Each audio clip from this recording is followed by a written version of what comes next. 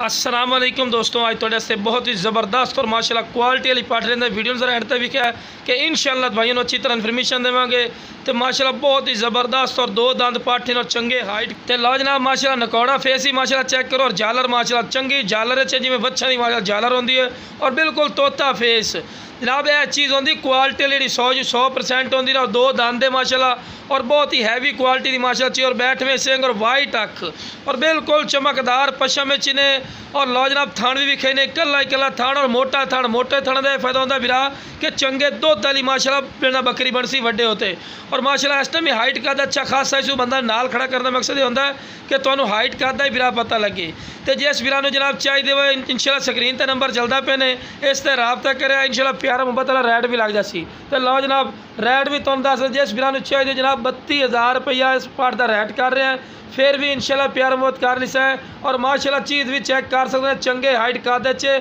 छोटे हाइट कादे बिल्कुल नहीं समझे जनाब। ओके जनाब।